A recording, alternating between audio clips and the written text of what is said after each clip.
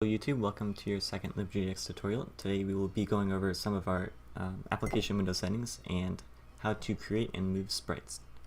So first things first, we want to see what all we can change from our configuration that our application window uses. So in Chrome or whatever browser you use, copy your the application configuration name and then follow that with Libgdx API. And in this documentation, we can see there are a whole ton of things we can change about our configuration.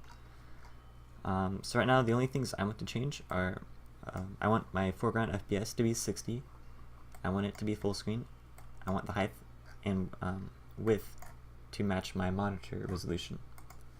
So, in the desktop launcher class, we want to set full screen equal to true.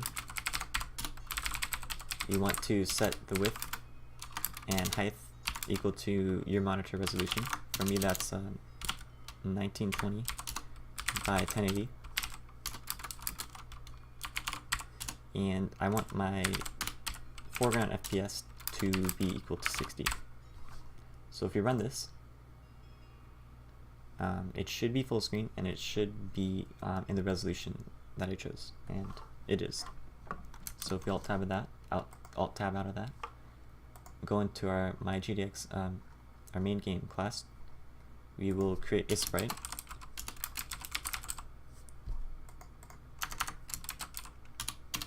And we're going to have to pass in our texture that we made, or that was the default texture.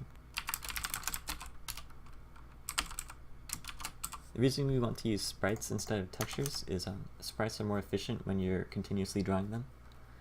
So we go sprite.draw and pass in our batch, and then we can delete our batch.draw texture. And when we run this, we should see exactly what we saw before. And that is the case. So it draws it in the bottom left corner, and it uses the bottom left corner of the image. You're going to want to get very familiar with that concept for later projects. Okay, so what we have right now, it's really boring. We can't see that we have 60 FPS, so we're going to create an X and Y variable. We're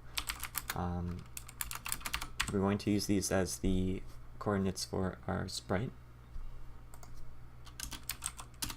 So we do sprite dot set position and set this equal to our X and Y values. If we run it right now, it will forever stay in the bottom left corner. So after we draw it, we want to increment the X and Y variables by 1 each and run our game. So if you run it, we can clearly see that our game clearly is using 60 FPS. The sprite is moving. If you were to change this back to, say, 24 or 30, it will be noticeably more choppy.